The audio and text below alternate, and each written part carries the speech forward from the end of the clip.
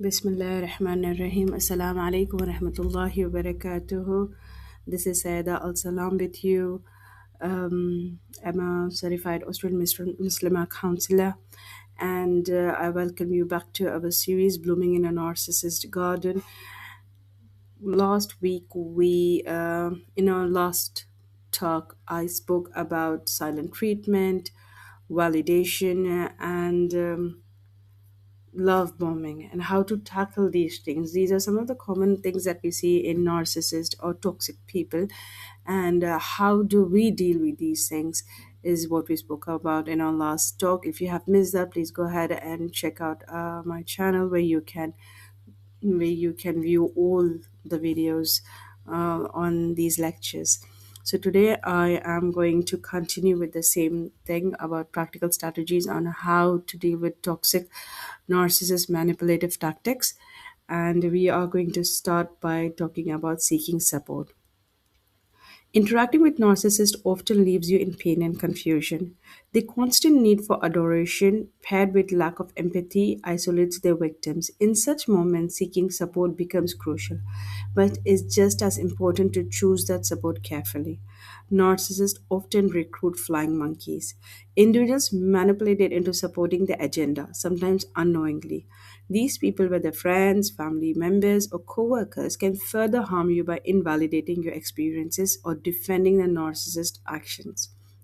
To protect yourself, be be cautious when choosing whom to confide in. Seek allies who have shown genuine care, empathy, and a steadfast commitment to your well being. When opening up, start small. Share limited information at first to gauge the person's response. Look for signs of genuine understanding and support. Avoid those who minimize your experience or demand excessive details. Building trust takes time, and true supporters will respect your boundaries and listen without judgment. In Islam, the act of sharing is an extension of mutual care. By confiding in trusted individuals, you not only lighten your own burden, but may also inspire others facing similar challenges. Remember, your experiences are valid and worthy of compassionate attention, no matter how much others try to dismiss it. A supportive network rooted in shared Islamic values can provide guidance aligned in the Quran and Sunnah. Trusted confidants who emphasize patience, forgiveness, and justice can help you continue your journey without compromising the Islamic principles. Equally important is establishing boundaries with those who pressure you to reconcile with the narcissist or diminish your pain. Your well being is paramount. You have the right to distance yourself from those who don't respect your healing process. When done thoughtfully, seeking support can be alternative. It allows for collective growth, shared wisdom, and empowerment to move forward with dignity. You can break free from narcissist influence with the help of Islamic principles and genuine allies.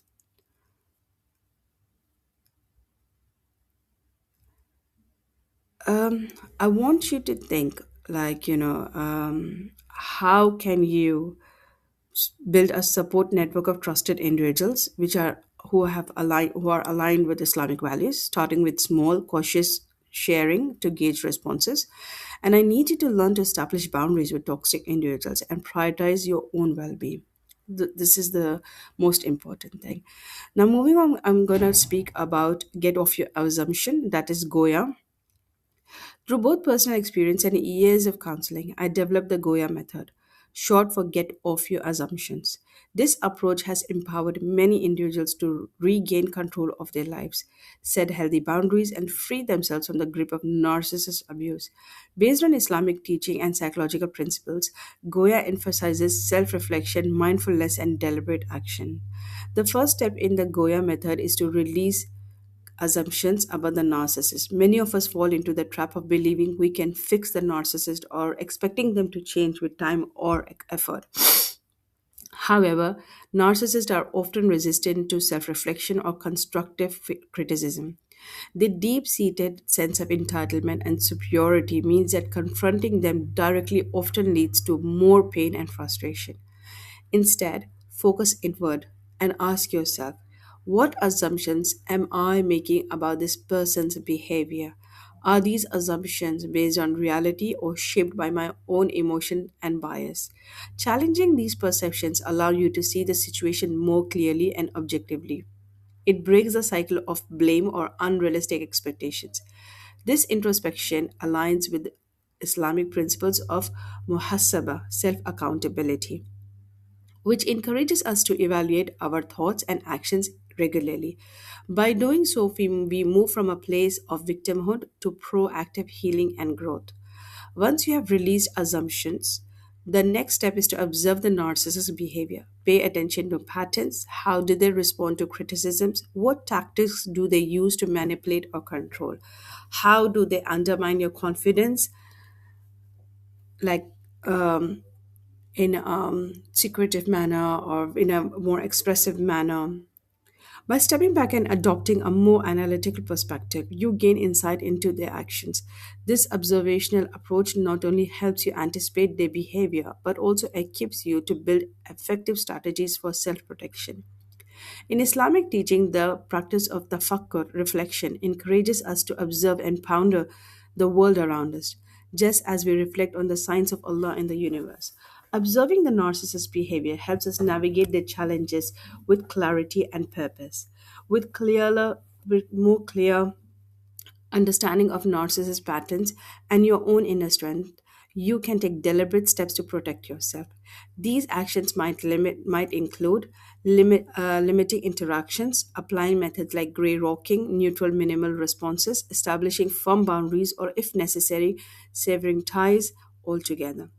Each step you take is grounded in tawakkul, trust in Allah. As you make efforts to safeguard your emotional and mental well being, place your trust in Allah's wisdom and guidance. This combination of deliberate action and reliance on Allah fortifies your dignity and self worth. Healing from narcissist abuse is a challenging but groundbreaking process. By releasing assumptions, observing behavior, and acting with intention, you reclaim your agency and build resilience. The Goya method, when aligned with timeless wisdom of Islam, offers a clear path forward. As Allah reminds us in the Quran, and whoever relies upon Allah, then He is sufficient for him. With this trust combined with your own efforts, you can emerge stronger, more self aware, and ready to embrace a life of peace and fulfillment. What assumptions, ask yourself, what assumptions have I been holding about the narcissist in my life? What might those assumptions be influencing my actions and feelings? Or how might these assumptions be influencing my actions and feelings? What patterns in their behavior can I observe that will help me protect myself? I hope these two, Goya and seeking support, helps you understand how to tackle their manipulative ways. I'm going to move on to evidence. Documenting evidence. The documenting evidence method is a powerful tool for those navigating the complex challenges of narcissist relationships. Based on psychological insights and Islamic principles, this approach provides individuals with clarity and strength to protect themselves and seek justice when necessary. By recording incidents of abuse, manipulation, or toxic behavior, you create an objective record that not only validates your experiences but also serves as foundation for informed action. Documenting evidence is a valuable practice in combating distortion and gaslighting, often employed by narcissists. Maintaining a detailed record can in count, help able to tackle the confusion or make sense of the confusion and self-doubt that may arise. This practice resonates with Islamic principle of muhasabah, self-accountability, encouraging us to reflect, evaluate, and protect ourselves in the light of truth. As Allah subhanahu wa ta'ala states in the Quran, O you who believe, fear Allah and let every soul look to what it has put forth for tomorrow. I need you to do step one, observe. Begin by recording incidents in a private journal, digital log, or another secure method. Whether it's a hurtful comment, manipulation, or overt abuse, noting specific details helps you understand the situation more clearly. By preserving the truth in written form, you claim your reality and protect yourself from distortion. Second step would be to analyze. Once you have compiled a record, reflect on patterns and reoccurring behaviors. What triggers the narcissist? How do they attempt to control the narrative? By identifying these dynamics, you can make more informed decisions. This practice mirrors tafakkur, reflection, a core Islamic value, encouraging thoughtful observation to uncover deeper truth. The last step would be to act. So the first step was observe, the second was analyze, the third step is act. With a comprehensive understanding of the situation, you're empowered to take meaningful steps to protect yourself. This might involve setting boundaries, seeking professional or legal assistance, or even removing yourself from the relationship if necessary. Action in this context is not reactionary but deliberate, guided by tawakkul, trust in Allah, as the Quran assures you, and whoever is patient and forgiving, indeed that is of the matters worthy of determination. Documenting incidents of narcissist abuse can be emotionally taxing. Reliving hurtful events might stir a feeling of sadness, anger, or despair. It's essential to approach the process with self compassion, as the Quran encourages, and be patient. For indeed, Allah does not allow to be lost the reward of those who do good. Give yourself permission to take breaks and ask yourself the following questions: would I treat someone else this way? How would I advise a friend in this situation? What would a neutral observer say about this interaction? Am I minimizing or making excuses for someone's behavior? These questions will give you clarity of situation. Fear of retaliation is a common concern. Narcissists may react aggressively if they sense a threat to their control. Prioritize safety by documenting discreetly and developing a safety plan that includes trusted allies or legal counsel if required. This reflects the Islamic principle of self preservation, hifz al nafs. And do not kill yourselves or one another. Indeed, Allah to you is the most merciful. Lastly, patience is the key. Progress may feel slow, but every record you document strengthens your clarity and resilience. Treat the process as a long term strategy, not an immediate fix. Trust that your efforts will bear fruit, even if the results aren't visible right now. Allah subhanahu wa ta'ala reassures you, and it may be that you dislike a thing and it is good for you. The documenting evidence method isn't just a theoretical tool, it's an innovative approach that has empowered many individuals facing the challenges of narcissist abuse. Um, Let me tell you the story of Amina. Amina's relationship with her neighbor Zainab was filled with constant tension, and Zainab's need for control manifested in frequent complaints, personal attacks, and even spreading rumors throughout their community. Overwhelmed and isolated, Amina turned to document evidence method. She began keeping a detailed record of Zainab's actions, gathering support from neighbors who had also witnessed the toxic behavior. Their collective effort was aligned with Quranic principles and cooperate in righteousness and pity. Armed with solid evidence, Amina approached local authorities who intervened and addressed the issue. Reflecting on her journey, Amina said, I no longer live in fear of for Zainab's actions. The documented evidence method not only protected my family, it also strengthened my connection to my community and most importantly to Allah subhanahu wa ta'ala. May these narratives inspire you to embark on your own journey of healing and empowerment, trusting that with patience and faith, the right tools, you too can overcome the challenges of narcissist relationships and bloom even in the harshest conditions. Ameen sub Ameen Ya Rabbal Alameen. I hope that had helped you to understand. I'm gonna speak about a little bit about self-care and healthy living. The constant strain of narcissist relationship can leave us emotionally depleted and physically drained. Yet there is hope, a way forward that not only shields us from harm but also empowers us to reclaim our strength and purpose.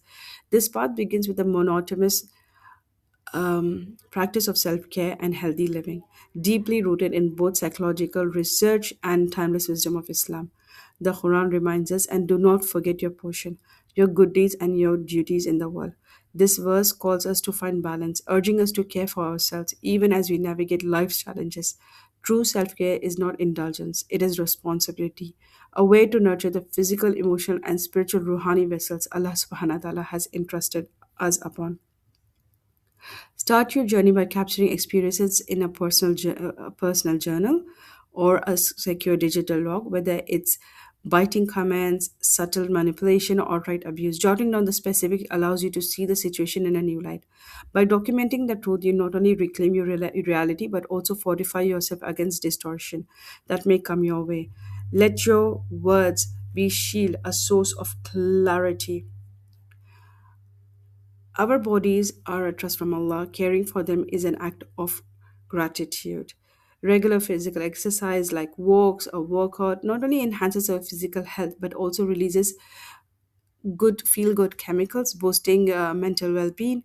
Prophet Muhammad sallallahu alaihi wasallam said, "The stronger believer is better and more beloved to Allah than a weak believer." By building physical strength, we align ourselves with this teaching and equipping ourselves to face challenges with vigor. As we conclude these practical strategies, I want you to remember that the path to healing and empowerment lies in establishing a deeper connection with your values, faith, and inner strength. The trials of dealing with narcissist behavior are not big, not something that you can overcome, but you can with right guidance, resources, and the help from Allah. With the guidance of Islamic teaching, the support of nurturing mentors, and the courage to confront challenges with wisdom, you can rise above even the most trying circumstances. May Allah grant us all the strength to approach these challenges with patience, wisdom, faith, and may He guide us to bloom as resilient and compassionate individuals, reflecting His light in our actions and relationships. Ameen. So Ameen Ya Rabbil Alameen. For some of you who want, who like to read more than listen, my book is out there, Blooming in a Narcissist Garden by Sayyida Al Salaam. Go ahead and purchase it, and that's something for you to keep and read keep by your bedstand and to read whenever you need it. Jazakallah khair. Assalamu alaikum wa rahmatullahi wa barakatuh.